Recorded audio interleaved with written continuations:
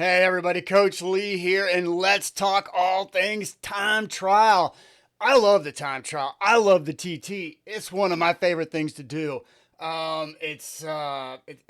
not only do but coach, right? So one of my favorite things to do is to find, a 10-mile Strava segment or a 20-mile Strava segment, or my real favorite every spring is to find a great 60-mile Strava segment that I can just time trial that whole thing and go for the KOM just to see where my fitness is at. I love that type of training. So just had an athlete win the a time trial this past weekend up in Pennsylvania called Latour de Brandts time trial, and he's raced it a few times. He's won it before in the past, but he won his age group again, and then he placed very well overall, and there were about 55 riders on the day.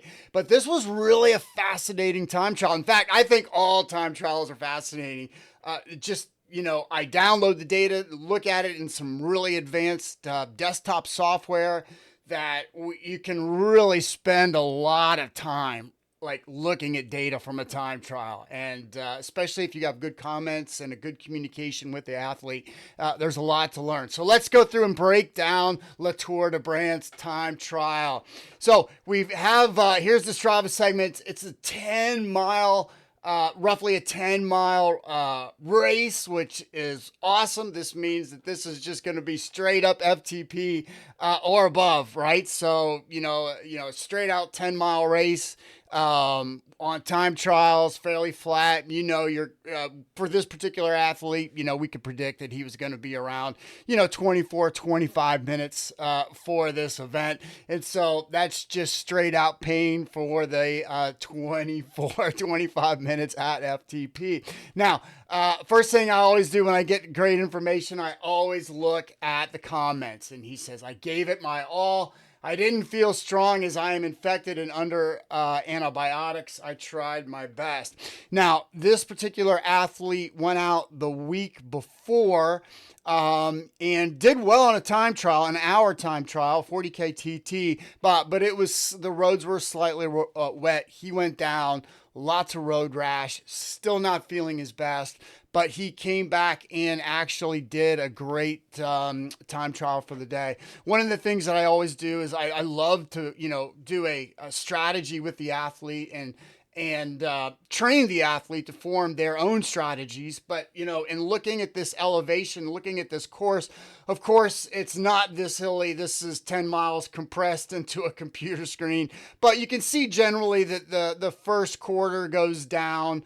We go up, we go down, and it's kind of undulating with an overall elevation gain through the past. And so when I'm thinking about a TT, especially at this, so boom, I'm thinking floors and ceilings, right, around his FTP. So we have his FTP, it's set, it's really super dialed in. If you're doing TTs, that's important to have that FTP super dialed in. Either you're testing or you're getting that data from races, okay? So get that dialed in. His is super dialed in. We know exactly where he's at.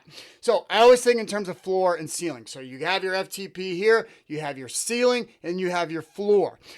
When you are going uphill or into the wind, you are at your ceiling. When you are going downhill or you have a massive tailwind, you are at the floor. So if your FTP is, say, 300, your ceiling might be 310 and your floor might be 290. All right. So how would that look like on this course? All right. So coming out, like especially for this area right here, I think in terms of the floor. So here we're floor, right? We're just below our FTP going down this hill. Right here we are FTP plus. We are just above our FTP. Just above our FTP, just above our FTP. Right here, we're below, just below our FTP. Here above our FTP. Here above our FTP. Here relaxing above FTP, and then you're just going to leave it all in at the end.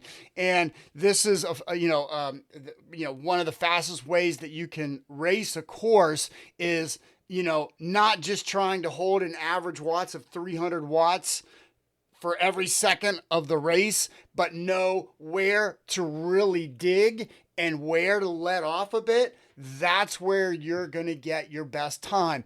In the show notes, I'll put a video that I did where I tested this very subject. We have a great road. There's 4 huge rollers, right? What happens if I just try to pace my watts all the way and turn that into a flat course? Or what happens if I hit the climbs hard, go easy on the downhills? It's all in a video below. So how did this particular athlete work? Okay. Lap screen, right? That's crucial. So make sure this is the lap screen, especially for this type of course. I would like this. You could put your mileage in there, but I like for athletes to know the miles. I know I want them to be familiar with the course, but you definitely could put mileage on this. But lap time, 3-second power, heart rate cadence, and lap power. And for a climb like this with as many undulations, I do like 3-second power over 10-second power. Sometimes for time trials, an athlete, if it's really flat, throw 10 seconds on there for that screen. But with as many undulations as this, and there were those turns, I like the 3-second. All right. So how did he do? So this, all this data, this is his FTP, all this is his power, and this line is his DFRC line. Remember, the DFRC is dynamic functional reserve capacity, otherwise known as W prime. Basically, when you're doing an effort like this, you're either utilizing your aerobic diesel engine all the way up to FTP. Once you start to go above FTP, you're accessing your anaerobic battery. And so this blue line that I'm going to look at shows that when that blue line goes down, your power is going above FTP. The higher your power goes above your FTP, and for longer, the lower that line will dip. So we can definitely see that he had floor and ceilings on this. When we add the elevation, overall, if we look at this half compared to this half, we can tell that he does go out, in my opinion, and this is Monday morning quarterback. And remember, he was sick.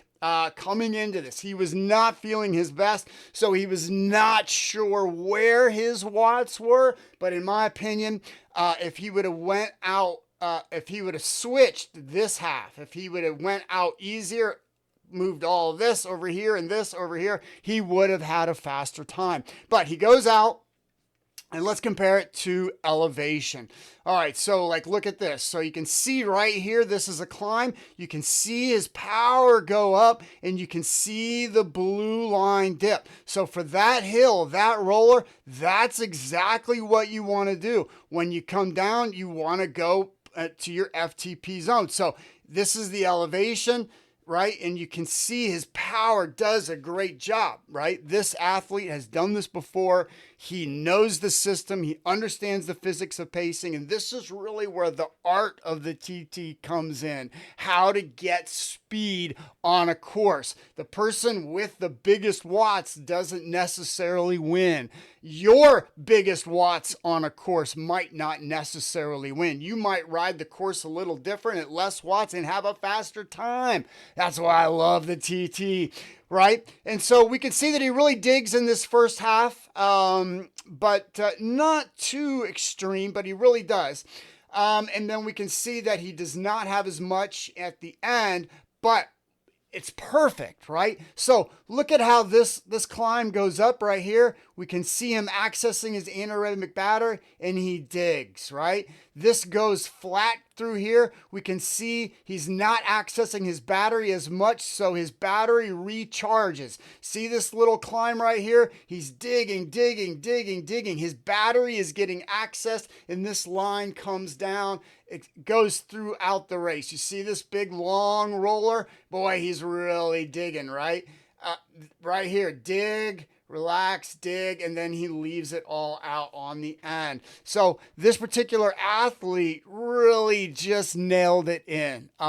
When looking at data, he has won this race before. When looking at data from the past, what's fascinating is that because that he's not feeling well, when he does dig on this route, this race last week, he was unable to dig as much as he did 2 years ago. And we can see that in the data. And so that's all pretty fascinating. Now, if we just do look at the comparison of the two, 301 average watts in the first half, 296 average watts for the second half. Again, I believe if he would have flipped this with this, he would have definitely gotten a few seconds. But again, I'm not going to complain. I think the athlete, once he realized he was going out a little too hard, he relaxed by halfway. He knew his watts. He knew what he was doing. Everything was perfect. And so for me, as a coach, Monday quarterbacking, I can say, yeah, you can make some tweaks here and there, but from looking at the data, I would say that this was just about as perfect a race as you can. You have to race in your environmental conditions. You have to race with your physiological conditions. You have to race with ailments, all that stuff. And I think that as soon as, that halfway point, he was going out just a little too hard. And what do I mean by a little too hard? I mean like maybe just 5 watts too hard, maybe 6 watts, average watts too hard, right? As soon as he realized all that, he readjusts, and he does have a really great ride for the event, given that he was sick. Again, he's top step. He wins his race and comes as a top contender for the overall on the day. So really super happy with this particular athlete in this particular race. Hope that wasn't too windy. Hey, reach out to me if you have any questions about dialing in your TT. This is all fascinating stuff, and I could literally make an hour video just on this one 10-mile race. Like, there's so many fascinating things to think about. But hey, reach on out, www.sandstep